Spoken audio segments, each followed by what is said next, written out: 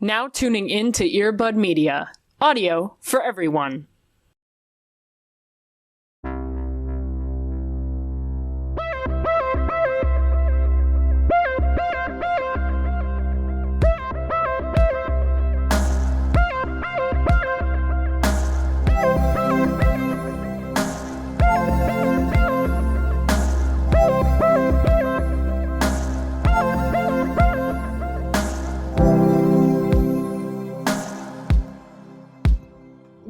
Hey, it's been a while since I've asked you, what are you drinking?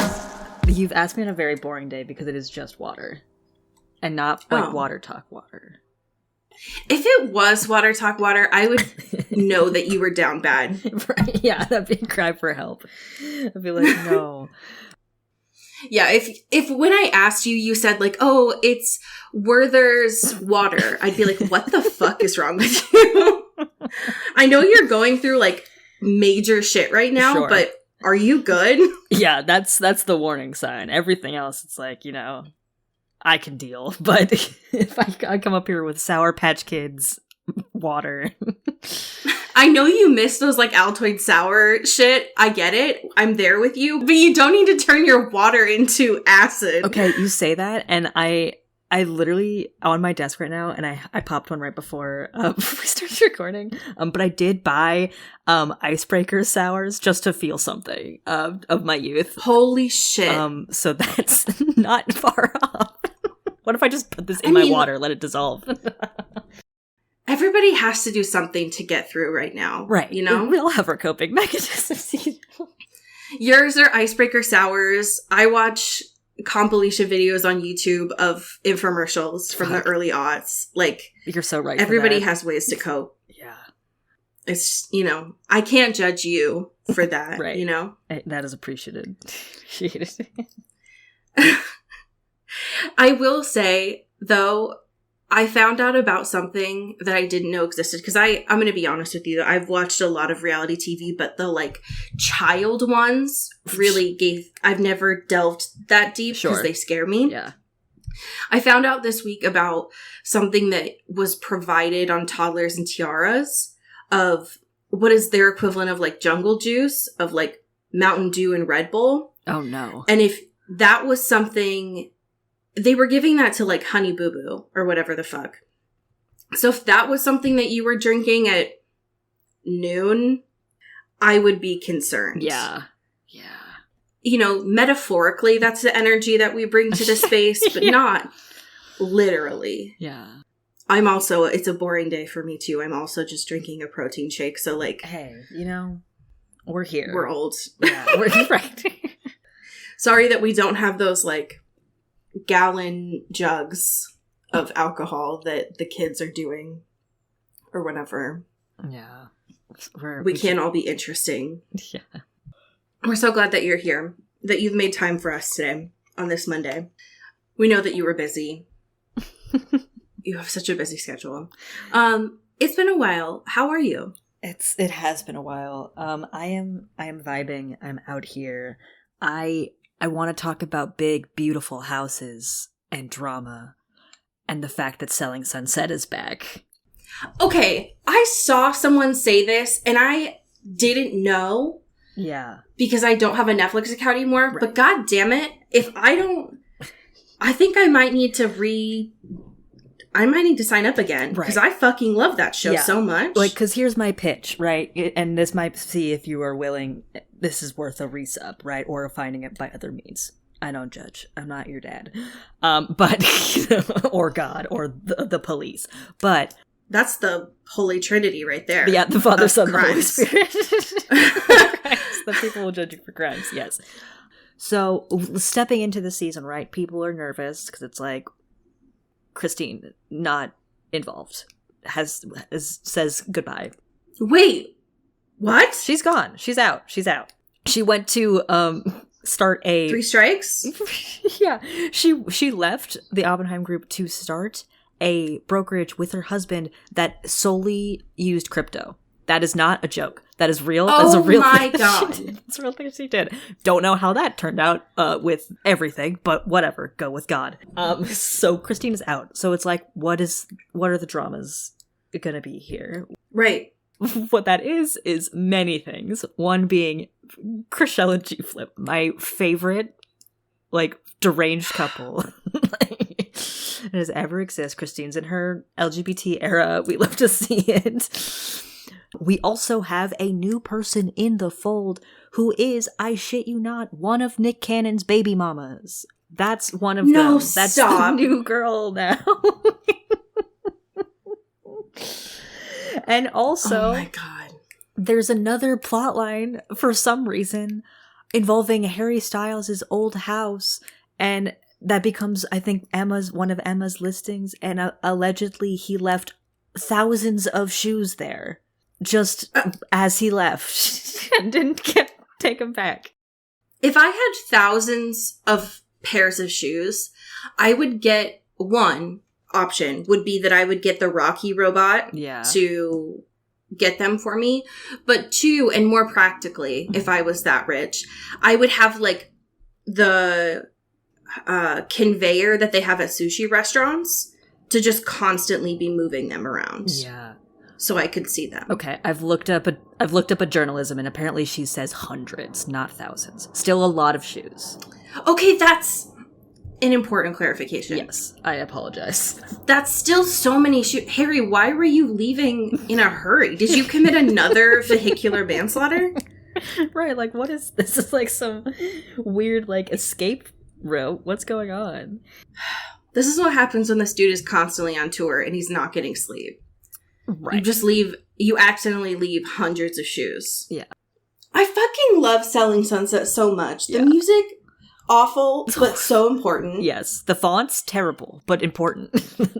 And also, one of my favorite important components of the show is when they all show up to the office and they pretend to fake work.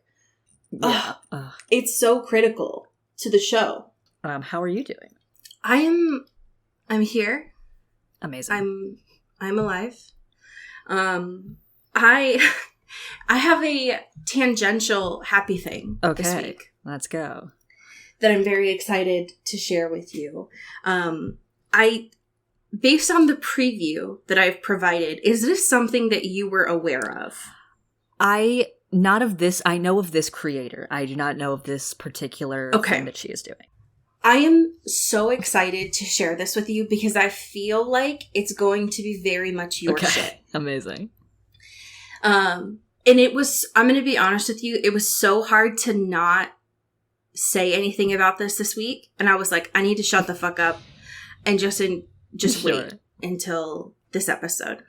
But what I am bringing to the space is specifically the Twitch channel of the titular creator, A Walmart Parking Lot. Now, I've been following Miss Redacted, otherwise known as A Walmart Parking Lot, on TikTok for what feels like forever, but has been since the Newton started for a long time now. And weekly, Miss Redacted goes on Twitch and then shares the VODs on YouTube afterwards with a mixture, just a fucking grab bag of content. Okay. The reason why I am bringing her content is I have a very particular kind of Twitch streamer that I enjoy. Sometimes, very sometimes, it's a very intellectual way of saying that, very sometimes do I like gaming streams. Right. But for the most part, I like to just have something on in the background that I can vibe with. That makes sense. What I love about Miss Redacted is because she comes from a teaching background, each of these streams is about something either educational or something really wild, but is put in a historical context. Okay. What I mean by that is she has done streams on the labor movement, on like the history of Waco. The one that I shared in our notes is the one that she just did this week of Jen Shaw from The Real Housewives of Salt Lake City and her fucking telemarketing scheme. So just, which I knew nothing about, which was very important to me. She also did one about cruises and just the fucking history of them. But what makes them so fun for me is that she uses Nearpod. So she prepares like a 2-hour Nearpod deck and does a full presentation on them. And at the end, in Nearpod, you can do like a trivia game with it. And so it's incredibly engaging. You learn something with it. And then you also get to play like a really fun, inconsequential game to test your knowledge. I love that. So it's like a classroom. Yeah. And everyone calls it a class. Like, oh, I'll see you next week for class. That's amazing. But they can be on bullshit of like, here's one class that we're going to do on the history of Kesha. Like, it's just fucking, it can be on anything. So like one that I watched, was something I knew nothing about, which was the show Sister Wives. Yeah, and she's a scholar of that. Just a real fucking galaxy brain. I left that 2 hours with way more knowledge that I needed about that. But it is not in a traditional, it's very like Gen Z. There's a lot of like memes and video clips and it's very like fun, but you leave with like, damn, I didn't know about this, which is cool. That is very, I feel like my brain is like still learning stuff and not necessarily rotting, which I appreciate. I love that. I love a Walmart parking lot. I feel like this is a great pivot. I'm very glad that she like got out of teaching because it seemed very miserable for various reasons. Oh my God. But like using those skills in like a very fun way that's also about like kind of silly stuff, but also feels very smart. I love it. I'm a big fan of this. And it is knowing her style, right? It's like, we're going to teach you shit. You're going to learn. Right. But also, it's going to be low stakes. Yes. So I highly recommend either attending the class on Twitch or watching on YouTube afterwards. But it has been a very great source of joy to learn about shit that I never knew about. I love this. So, highly recommend. Damn. Getting it from a teaching perspective, there's a lot of background, but it's also like,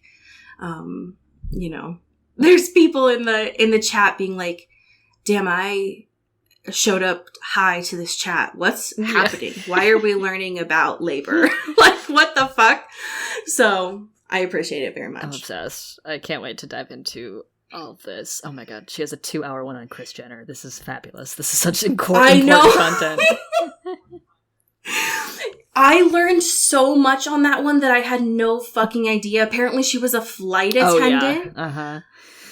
She's lived a million lives. Oh my God. I was like, there was so much that I didn't need to know about Kris Jenner that now I know and will just have in my brain. Could I tell you what I ate for lunch yesterday? No. But now I know information about Kris Jenner. Now I have a lot of facts. Okay? I know.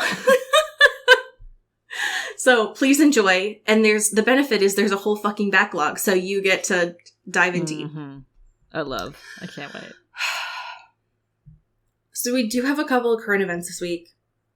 I'm limiting myself to like 2 minutes to talk about Taylor Lautner. There are 2 stories that came out this week. I'm condensing them into one to save myself grief and time. The first is from People. And Taylor was talking about how naturally, and we've shared this before, that he has had a lot of resentment towards the Twilight series and the fame that happened. He skyrocketed into it and didn't ask for that. Right. Like, not in the level that happened to him. And now, after appearing on the Today radio show on SiriusXM, he only has fond memories now and doesn't have resentment. Incredible. So, good for him. Growth. Hopefully that's because of therapy and also time. Yeah. But proud of him. The second piece of news also comes from people. If you are in any way involved with digital media, then you most likely saw that Taylor Lautner went online this past week because he made a TikTok referencing Taylor Swift's Speak Now Taylor's version that's coming out. And he was like, I'm good. I'm fine. Don't worry about me, but pray for that motherfucker. Referencing specifically John Mayer. Yeah. Because naturally, if you are in any way involved, you know that of most of the alleged people Taylor's been involved with, Taylor Lautner's, he's fine. He's good. Right. So one of the things that I appreciate about this, also from the same interview on SiriusXM, Taylor was like, so here's the thing. I don't think it was the best idea that I did that. As soon as I posted it, my wife, also named Taylor, please never forget that, knew immediately that he fucked up because Tay Dome, his wife, major Swiftie, knows all the lore. She was like, this is a quote, that's going to trigger the Swifties. Or, I mean, they were supportive of it. So she knows. Right. She knows all the lore. She knows what's happening specifically right now. So he was like, I fucked up doing that, but also I don't regret it and I didn't take it down. So that's all I'm going to say. I don't have a lot to say about Taylor right now. Yeah. Respectfully, we are specifically removing ourselves from the conversation. Derogatorily, I don't have a lot to say right now. Yeah. Not surprised. Still disappointed. Yeah. But I think that, there's going to be more information when Haunted comes out because of its connection to New Moon. All right, 2 minutes. That was up. God. Otherwise, I will unhinge my jaw and talk about Taylor Swift for too long. So, the last piece of news here is my favorite crossover connection between Breaking Dawn Part 2, the titular in the snow battle scene, and this episode from this week of Yellow Jackets. I need to know your thoughts. All of them. I screamed. I also too noticing, like, going through this thread and stuff as well, like, the fact that there have also been other parallels, like the prom outfit parallels are like essentially the same exact thing. I am kind of obsessed. I want to know who is in the writer's room of Yellow Jackets who just loves Twilight iconography and imagery. Please hit us up. I want to talk to you. I want to pick your brain. Yeah, let's talk. Yeah. But I'm obsessed with it, even though it was a horrible, horrible scene. Just really not fun. Yeah, this week to watch. It's hard to say because every episode of Yellow Jackets wrecks me fundamentally. Right. But this week was just hit different in a bad way. But I think the promo that we had gotten from last week, people saw and were like, wait, what the fuck? Yeah. That looks like the battle scene. And it did, which I was not expecting, because it was all of the scenes that they film outside for Yellow Jackets are very clearly on fake sets, because how the fuck else would you do that? But some of the close-ups that they had on Nat this week, I was like, this looks too bright in the same way that the battle scene did. Yeah. And it was just took me out a little bit. Yeah. I'm not feeling great. I just want to talk. I just want to, who's there? Why do they know? What do they know? Let's talk. I don't know why, side note, I thought this season was a 10-episode season. So to find out that next week is the last episode. That threw me for a loop, too. Was rude and unexpected. It's fucked up. It was disrespectful. Okay. Here's what I remember from last week. Why do these get harder every week? I remember that we're still in that weird cult space. Yes. Oh, God. Okay. So Rochelle Ferrell wrote fan fiction of her own characters. And Rose and Dimitri were in the library, laying on the floor, almost barely kind of touching, and talking about, like, where could we get away and be safe together, which was rude and fucked up. Yeah, very disrespectful. And then Rose was trying to be nice to a strange guy, because that's the world we live in. And then he was like, hey, marry me. And she was like, no. What? And then his fucking sister came out of nowhere and started fighting her, because that's the world they live in. Yeah, so just like a really cool, Question normal series of events. Nothing Right. out of the ordinary here. Really. Yeah. That's where we missed on Glee. Yeah. So Angeline came up and threw the fucking slushy in Rose's face. right, exactly. It's like, well, But like the one from the first season where it still had ice in it Oh, that they threw at the God, actors, and not the fake one. just like in their eyes, just horrible. Yeah. The one that could like literally blind Yeah. someone. And then still. they later used as a plot point in the television show Glee. Just kidding. literally. Fuck. Okay, Anyway, so this is not a Glee podcast. Fuck. We have God. to veto. I'm vetoing this. We have to pivot. God, I could talk about that forever. Okay, so tell me about chapter 13. Chapter 13, we are in essentially the immediate aftermath of that back at Raymond's house. And Sydney and Dimitri are laughing so hard at Rose for this entire situation. Because I guess the whole thing in this community is if there is a proposal, the, sibling or next of kin or whatever from the person has to fight the other person to see if they're worthy Cool. of marriage and being welcomed into the four. Which is wild, but sure, Ferrero. All right. Was that felt like an unwritten rule in Twilight? To be honest. yeah, I guess technically, if you think about it. That was also a custom in Twilight, but Bella didn't know, and it was never said out loud. Right, it was just like a wink-wink sort of situation. Yeah, that's why Rosalie broke that salad bowl, Yeah. is it was just starting the custom. Yeah. Oh, God. Rose is embarrassed, and she's like, it's not funny, but Sydney has never laughed harder in her Yeah, life. Sydney is having the time of her life right now.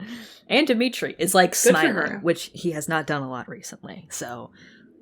And a smile for him is basically laughing out Right, loud. yes, that is him rolling on the floor laughing.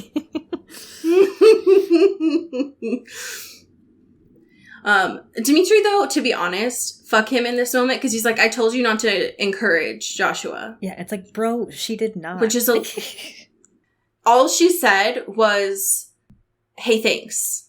And Yeah, like, thanks, but maybe, no thanks. maybe we'll talk later. Yeah. And just like took the bracelet. That's- that was it. And everyone was like, whoa. Right. She said yes. Oh my God. And she's like, what? What are you talking about? No. I just thought it looked cool. You can't, that's not encouraging someone if you don't know their custom.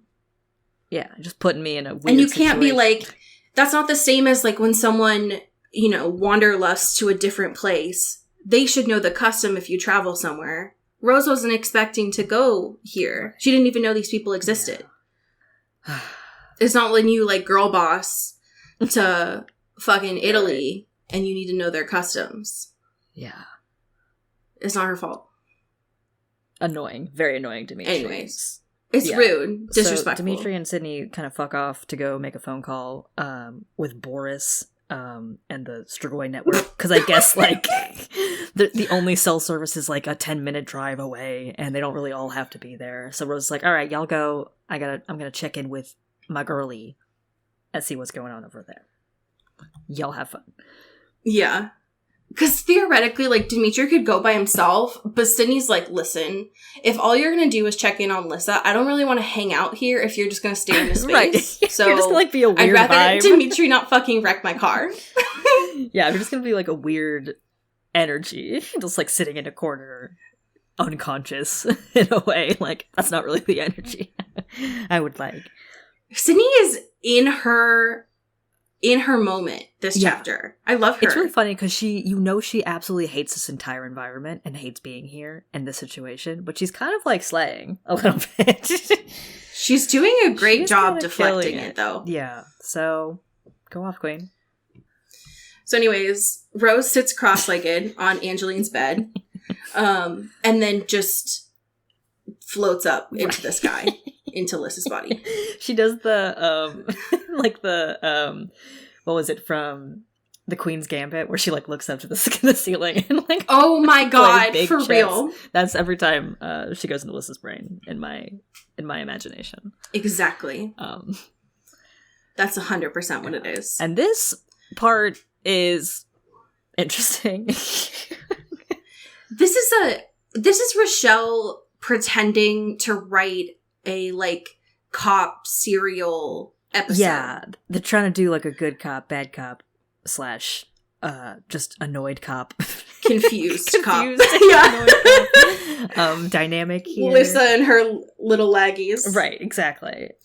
So Lissa and the boys, Christian and Adrian, are doing some investigative detective work.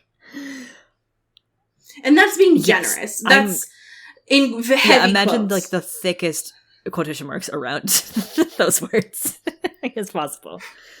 Because what they do is just... Yeah, they have, like, a comically large magnifying glass. Right. And they're all stacked in one trench coat. Yeah, they are in a trench coat, absolutely. Walking up to Ambrose, our boy. And he's work. Literally... That's very important to know. He is just doing his job. He is at a massage parlor, which is his job, and he is currently massaging someone for work and for money. That is what is currently happening. And Liz is like, hey, could you step outside? We need to talk to you. And he's like, I am working. Can you see there's a woman here that I am massaging?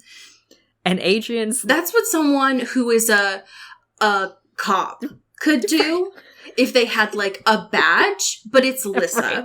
It's just like you can't just interrupt a massage. Right. This woman's probably paying good money for this massage. Like, fucking wait 20 minutes or whatever. And then Adrian, out of nowhere, out of pocket, is like, wow, you've really moved on from Tatiana fast. Sir, this is a Wendy's. Why the fuck? He is at work. I almost called it this episode. This chapter, all of a sudden, Adrian is getting really defensive about his great aunt, who he famously Tatiana. did not like that who much. he had notably beef with. Yeah. So... who, like, would only show up and give him, like, $100 in a check on holidays. Right. Yeah. So, and... But this episode, this chapter, why the fuck? He keeps being like, you fucked my great aunt, so I have major beef with now you. We have beef, because she's dead, and I can't put that anger on her anymore. So I gotta pivot. So he, like, scrambles to the top of these three in a trench coat, and he's like, let me at him. And Ambrose is like, I'm Hercules, stop. It's like, listen, you guys are being weird, but let me check in with my client and see if she's cool with me leaving my job for 5 minutes to talk to you, to let you yell at me for some reason. Fine. God. These fucking royals think they can do anything they want. It's so annoying. Like, there are rules, you know? And there's respect. Like, what the Just fuck? be normal. For once. And poor Lorraine, she was like she was having a real vibe with this new age music. Yeah. And she's like, hurry back. Like, yeah, we're paying for this. Come on now. And Right. so Ambrose comes out and Alyssa's like, hey, so I wanted to talk about Tatiana's murder. And it's like, obviously, why else? None of you are friends with Ambrose. Like, if none of you, like, are cool with Ambrose, clearly, this is shown very much in this chapter that you don't know anything about this guy. And yeah, like, we don't text. Like, why the fuck else would you be here? What other business would you have? Like, be for real. It's so insane. Ambrose, notably, like, in this moment, he's like, I don't like the fucking look on any of your faces. I still have massage oil on my hands. Like, what do you want? Yeah, like, why are you, like, staring This me poor down? dude. Like this? I feel so bad for him. And this whole time, they're taking Ambrose's defensiveness, who is only defensive right now because he's at work. He's being accosted and He's talking accused to of them in a murder at hallway. his job. He's defensive because it's like, I'm at my job. Like, why are you doing this right now? Like, what do you want? And they're taking that as like, oh, well, he obviously is guilty of something. He did like, it. He we knows something. cracked the case. Like, we did it. We can go home. And he's like, I don't know why you're here. I don't know what to say to you, except I don't think that Rose did it. Can you go? Go away. But they're like, I don't know. I don't think we could rule it out. It seems suspicious. And then we get to this line of questioning about multiple this open relationship, I suppose you could call it. Which, like, fine, you know, whatever. Which, weirdly, Christian and Adrian lose their they shit are clutching their pearls. They're treating Ambrose like he is a witch and he needs to be burned at the stake. Because they're like, well, you know, isn't it statistically that, like, murders happen, like, domestically and, like, someone you know very close to you, blah blah blah. And, like, Ambrose like, yeah, Not but wrong, also but yeah, still. not incorrect, but Ambrose like, yeah, but I also wasn't her only person, and also I was also dating other people too. Like, go off, Ambrose. Do your shit, you know? Right. And everyone is like, how dare you? First of all, weird, we hate you for fucking That was our queen! we fuck you for hating the queen, but the fact that you didn't just fuck the queen and you fucked other people, that's fucked up. That's even worse. How dare you? Like, what is happening? Ambrose is trying to live Ambrose his also fruity, drops sexy little life, the- being a massage parlor, like hitting up old women, like older women or middle-aged women. Let him cook, okay? Let him cook. Right. He's not a murderer. He's on a... And also, we don't know Right. that they were ever in a... It has never been said that they were in a monogamous relationship. Right. So they... First of all, these fucking kids jump to conclusions. Right. All that's ever been said in the text is that Ambrose and Tatiana, Rip, fucked. That they had sexy time. It never said that, it was never blasted out in fucking public that they were in a monogamous relationship. So yeah. Tatiana wasn't like, this is my boyfriend. He's 19. Like, yeah, so like, you know, she was trying to get laid by so why don't you fucking dude. expand your brains, children? Yeah. Like, let her go out in style. Like, you know? Right, exactly. Also, Ambrose drops some truth bombs on them. Yeah. That Rose would have. Because Rose knows these, but the 3 kids in a trench coat don't. Which is that Tatiana wasn't... The thing about the age law, right? That Tatiana wasn't that against about it, like, in private, as she was in public. And then that she approved of Roy learning to fight and, like, wanting to explore spirit. Right. And Adrian loses it at this point. He was already kind of pissed about Ambrose being with his great aunt, but he loses it at this point because he's like, This is so fucked up of him to say. He's like, well, I obviously wasn't sleeping with her like you were, but I knew her pretty well too. She never said a word about anything like that. Sir. Like, this Adrian right now is why I didn't like Adrian in the books before. yeah, we're regressing here. Yeah. And I get that he is dealing with grief Sure. right now, and obviously is like he's not dealing with it right now. He's like, I have someone who I can potentially blame, so I'm going to do that instead of process my own shit. Mhm. But this is the Adrian that I don't fucking like. Not a fan. We also Not a get, fan of this man. the name of the instructor about all this. Oh, yeah. Who turns out to be Grant. Who was Rip. was the one that was teaching Christian and Lissa spirit stuff also, or like magic, you know. That and makes fighting. so much more sense about why he was like, oh yeah, Christian and Lissa, you two want to fight in this hotel room? Fuck yeah, let's do it. Let's do it. Yeah, all the stars are aligning. It's all clicking. Yeah. And then also there was another dude that Ambrose brings up. There's another name, Blake. Yes. Lively, obviously. No, it's Blake. Yeah, Lazar. Tatiana was in her hot girl That- shit era. That this was someone that she was with, Mm-hmm. involved with. What I love about this, Ambrose is like, he wasn't smart. He had rocks for brains. But he was pretty. Tatiana was just like, you know, he was pretty, Yeah. and that was all she really needed. That's all So a queen needs. Is that a crime? right. I mean, to these three, Right. Yeah. Yes. The purity police. Yeah. These losers. These nerds.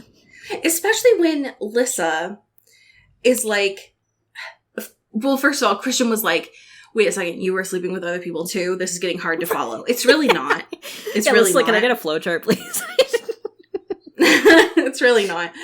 But Lissa, of all people, asks something to Ambrose, and it's like Ambrose has already been very judged Mhm. in this society, so it feels really rude for her, of all people, to ask this, but she's like, who else were you saying? Right. And he's like, I'm not gonna fucking give you names. I'm entitled to some privacy. Yeah. Also, like, don't and like, they weren't gonna kill her. Don't like investigate people I slept with or had relationships with for the murder of a queen. Like, probably let's think about maybe political names here instead of like crimes of passion. Because Adrian is still very set at this moment that like he still thinks that this is romantic. Yeah. That someone got jealous and that's why Mhm. Tatiana was killed. And Ambrose is like, listen, I knew her in a different way. I think that you need to look for someone that had political motives, not romantic. Right. Can I go back to my fucking job now? Can I work, please? Please. Yeah. And he even... My New Age playlist is about to end. It's going to start going to my personal music, and that's going to be awkward for Lorraine. Yeah, Lorraine's not going to like what I'm cooking here. Okay, so... And it's like... Also, on his way back in, Liz is like, hey man, sorry, we kind of like went crazy on you for a second. But I actually really appreciate your help. And if you can do anything to look into this, that'd be great. And he's like, yeah, sure. I'll just like, you know, I can dig up anything. I might be able to like have access to a room, perhaps, or like something relevant, but I can see what I can do. Which is far nicer of an offer than he deserves to make right now after they all crucified him for being hot and sexy and sleeping around. Right. Like. And that could have just been the whole thing. Right. It could have just been, this would have gone far better if it was just Lissa. Mm-hmm. But no, Christian and Adrian had to come and bring the energy up to 100. Yeah, for no reason. For no reason. So fucked up. It's just like they are bringing so much more masculine energy into this, and Ambrose is not that kind of dude. Mhm. Like, sorry that he's hot and sexy Right. and is a working man, Yeah. and y'all are threatened by that. Sorry he's pulling babes and making money. Is that a crime? Is that a crime? Let him live. Let him cook. And y'all are just Yeah. sorry that you're jealous, Yeah. okay? Sorry you're lame and you're losers. I'm sorry. That sucks. That just suck. Like, you're 18, go get a job. Sorry. You too could be a But they masseuse can't. if you know, nobody wants to work anymore, you know? Like, just... But that's such the fucking thing, you know? Like, these royal kids are jealous of someone who has to work. Right. You know? Yeah. Like, fuck off with Yeah, that. come on now. Anyways, Rose's chess game on the ceiling disappears. Because Sydney and Dimitri are back in the room. Yeah. They're like, hey, we got hold of Boris's contact. We had a little conversation. We think we know a name of someone who knows Sonia and probably knows where she is. And we have to go in person in Kentucky. Cool. And Rose is like, fucking, I wish it could be any cool place that these people live, but fine. I'm very excited to get the fuck out of here. Let's go. Amen. Yeah, period. I'm sick of these vibes. Let's get out of this creepy place. I've been waiting on my hands and knees, just hoping to get out of this place. Yeah, it's been a while. Yeah. So they're chapter 14. They are on the move. They're ready to go. They're saying their goodbyes. They're doing all those things, and then fucking Angeline. How do you say her name? Angeline. She's like, take me with you. And Rose is like, no. Why would we do that? No, absolutely not. And Like, I know I just gave you a black eye, but let me go with you. It's like, listen, respectfully, you put up a good fight, but I know freshmen who could dust you, so I don't think this is a good idea. Also, proving to your, like, theory a little bit, like, Rose keeps bringing up Jill, like the memory of Jill. Okay, what the fuck is... this makes me so suspicious and Yeah. return back to my original theory. Yeah. Because, like, why are we This is like continuing the to bring third her time up? Pharaoh's brought up Jill. Yeah, and she has not been in this book at all. It's just the people remembering her. So, like, what is happening? Why? It has been books, plural, since we have seen Jill. Right. Yeah. Why do we keep talking about Jill? I'm confused. And scared. I don't understand. I'm gonna be honest with you, I felt a little bit sad for Angeline in this moment, but Yeah. more like pity. Yeah, just being like, oh, that's Um, sweet. But no. Respectfully, no. Respectfully, if you went with them, you would die, like, immediately. So, no. So let's not. For everyone's sake. Yeah. I mean, it super sucks that your family won't let you go to the city. Mhm. That's really fucked up. Yeah. But also, bye. So we're on the road, and Rose is like, bet. No distractions. We're out in the open road. We have a little bit of a drive ahead of us. Time to see. Time to spy. And what do you know? It's the nomination ceremony for the new monarch, baby. Uh-oh. All of her plans are in place. Yes, she is like, I got all of my ducks in a row. I got my boys here. I got like Abe's here. We got everyone. This is gonna be sick. Let's see if this works. It is nice to know that we got confirmation here of what she said to Adrian in the dream. Yes, right. I don't know what the fuck else she would have actually said, but it's nice to know that, like, that is what actually happened. Yeah, we weren't like left on a weird cliffhanger, and it was just like, hey, can you like get me some Doritos or something? Yeah. I can't tell you where I am. Yeah, I miss hot Cheetos so bad. Next time when we create the dream space, can we have like a GameCube or something? Like, Ugh. There's a lot happening. yeah, we're Here. getting a lot of like political drama moments here, and like class war, like energy. Yes. from this. I was not expecting as much, I was almost going to say screen time, but like book time from Adrian's dad Yeah. in this chapter. Yeah, he's taken up a good amount of oxygen here. And apparently, this doesn't surprise me, but like apparently Nathan, Adrian's dad, has a booming voice because he does not need to use a microphone Right. to lead this decision. Yeah, and there are like hundreds of people in this hall, banquet, whatever place where they're doing this, and he's just like Yeah. talking his shit. No acoustics needed. Just going. Yeah, he's got this. Yeah. And just being like, hey, each family can choose if they want to have a nominee for the crown, and they'll all take these little tests that all the monarchs have since the beginning of time. Except for the Ivashkavs, because back-to-back noms are not kosher. Which is, there are so many rules here. Like, the technicality rule of Lissa not being able, perhaps, to run, but not be the queen, but also just, like, run on an old technicality is interesting, but also, like, them being smart enough back then to be like, well, no back-to-backs, though. That's unfair. It's like, I feel like we should have just, like, been smarter at this whole rule book from the beginning. I feel like there's a lot of loopholes here. For the most part, it seems like a lot of these royal families nominate unsurprising people. Yeah. They're either all, like, very high up royally or, like, respected members of their family and, like, different areas of the court or whatever.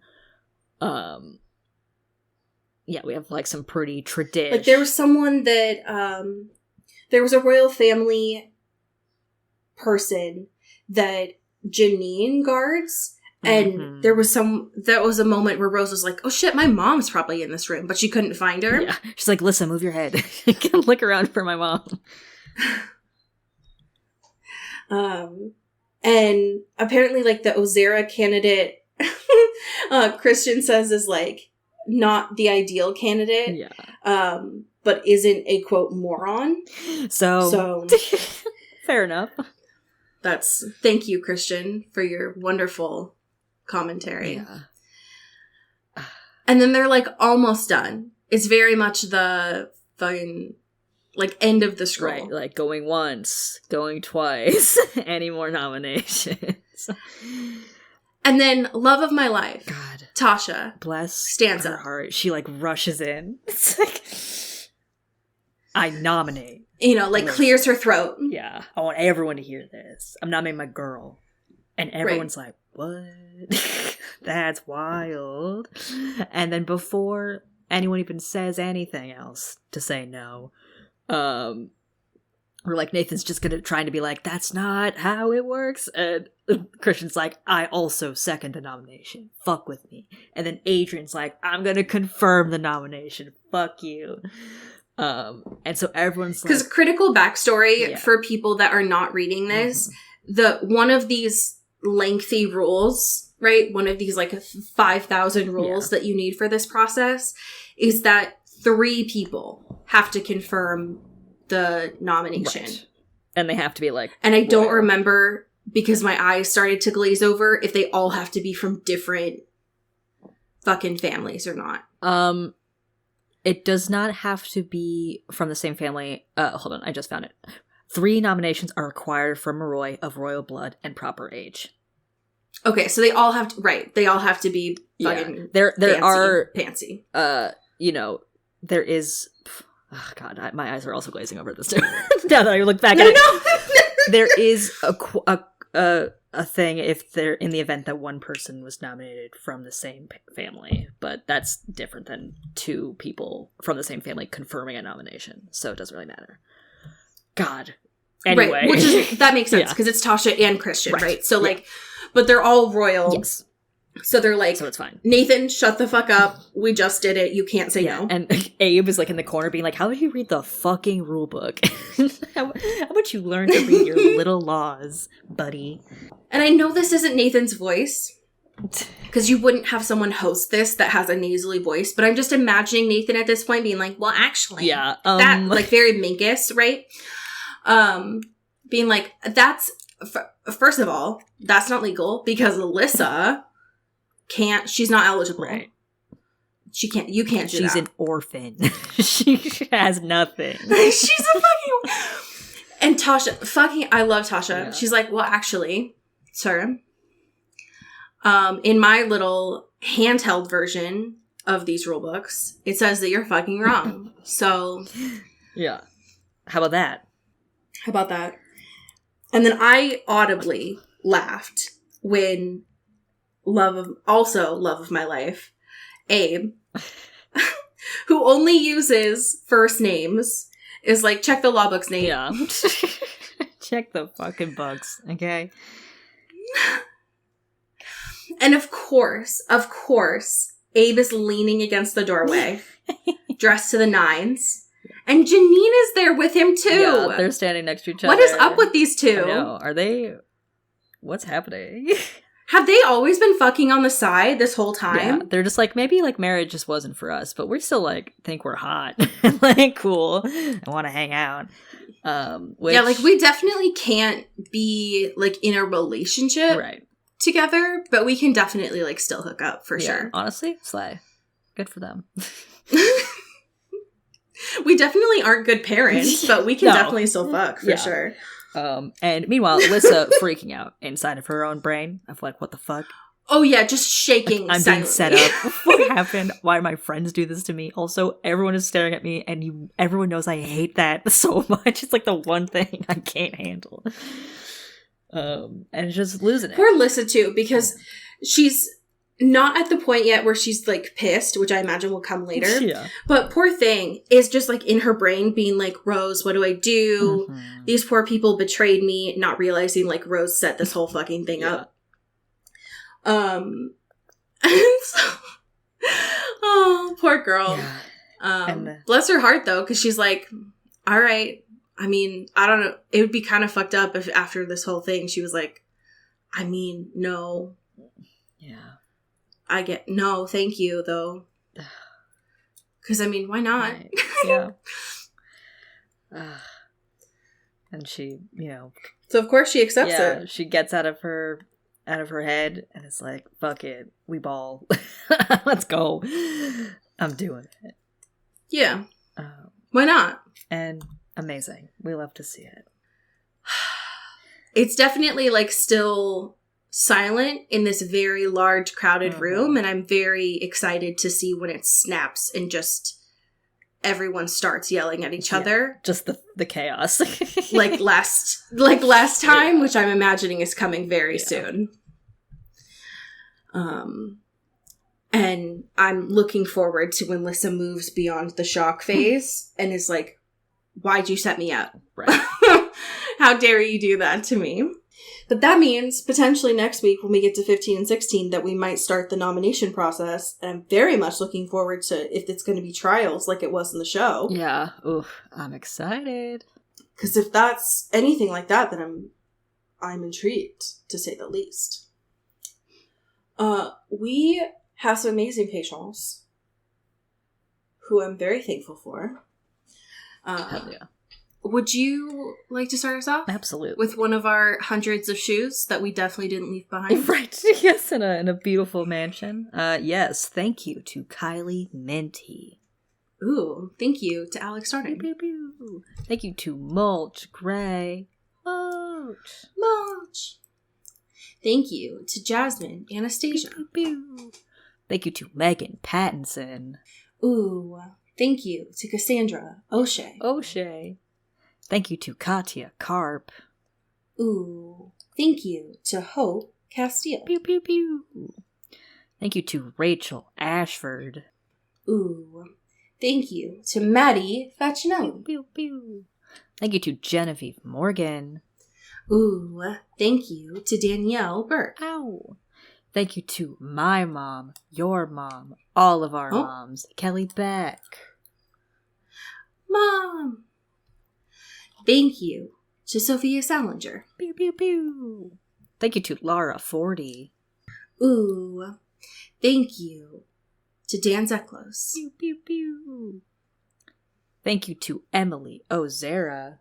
Ooh. Thank you to Jaylene Ivishkov. Pew, pew, pew. And last but certainly not least, thank you to Ashlyn Vogel. Hell yeah. Hell yeah. So I have a fan fiction for you this week Amazing. that I'm excited to share with you. It is from the author What Am I Doing _003. Okay. It is titled New Moon, but everyone acts like teenagers. Oh no. The summary of this is basically I'm rewriting New Moon starting from the point where Jacob Black disappeared, more specifically 2 weeks after. I'm going to be honest, this isn't too much like the original because I'm having them act like teenagers do. Also, in a healthy way. I have a lot of problems with the OG, and this is my way of fixing them. And I'm making it gay, but that's neither here or there. Anywho, enjoy. Amazing. So, this is from chapter 2. There's a part that I'm going to read. I'm going to skip a little bit, and then I'm going to read a second part of it, just for the sake of not getting sued. Sure. Because it's long, and I want to be respectful of their work. The next day, they decide to go on a hike. They pick one of the trails that starts in the forest and dumps them on the beach in La Push and pack enough food to have a small picnic. The conversation starts out easily enough as Bella fills him in on what she was doing while he was busy. There's a noticeable difference in the way she moves, the way she talks, even in comparison to just a few months ago. She's gained back a little bit of the weight she lost in the fall, and she's able to move without stumbling as much. There's more intention to the way her feet meet the forest floor now, and her voice, although not as loud as it once was, is stronger now. It's after a lapse of silence that Jacob decides to explain. They're stopped in a clearing, the birds just returning from their flight down south, chirping in the early spring air. Bella, I wasn't completely honest with you yesterday. Yeah, I figured. You didn't disappear because of issues with the tribe, did you? No, that part was true. You might want to sit down. This could take a while to explain. All right. Bella finds a seat on the forest floor and Jacob starts talking. Do you remember when I first told you about the Cullens? About them being the cold ones? Bella nods and he continues. Do you remember the part about the tribe being the descendants of... Oh, fuck. You guys are werewolves, aren't you? What? I'm going to skip a little bit here. This is where Jacob is going to turn into a werewolf, just for context. The thing that bothers Jacob most about shifting is the way it shifts his senses. The older pack members say it fades with time, but he still finds the sudden change from normal human life to the overwhelming stimulation of wolfing senses jarring. So Bella turns around when she hears a sneeze. Jacob makes a solid attempt to memorize the look of her face when she finds herself nearly nose to nose with a large russet wolf who can't stop sneezing. Jacob sends a thank you skyward that he's the only one who shifted right now. Holy fuck. Bella steps back and for a moment he's worried she's going to run. Jake, you look incredibly fluffy. Jacob lets out a barking laugh, his tail gently swaying back and forth. End scene. Fluffy. Amazing. The idea of the wolves, specifically in the Twilight universe, which are just like the size of bears, something that large sneezing incessantly is such a visceral image in my brain. Yeah. And would scare me very badly. Yeah, what would they even sound like? I don't want to know. It would be so loud. Yeah. It would scare me a lot. Anyways, this is a work in progress from the author, but it already has quite a bit to it. So if you are interested, please go support them and enjoy. Hell yeah. Same. Well, folks, enjoy. I'm going to go spend my week watching Selling Sunset. Yeah. I don't know about y'all. Tell your friends about the show. Tell the world about the show. Get a I'm looking billboard forward to for someone. us. Get a billboard, get a skyplane. Yeah, Skyplane do whatever would be you so need to good. do. A skyplane would be amazing. Holy Yeah. shit. Can you imagine the vampire fangs in the air? Oh my god. The dream. Yeah. Anyways, until next week, as we say here in the Pacific Northwest. Get bit. Ooh. Into the Twilight is an Earbud Media production. You can follow us on Twitter at Into the Twilight or on TikTok at Into the Twilight Show. You can find me at Cody Corral on Twitter and Allie at Alexandria Does. And you can support us on Patreon at patreon.com/Into the Twilight. We have merch, so much stuff. All those links are in the episode description. And make sure to rate and review us on your favorite podcast hosting platform. It really helps the show. Thanks. Bye. You've been listening to Earbud Media Production. Earbud Media, audio for everyone.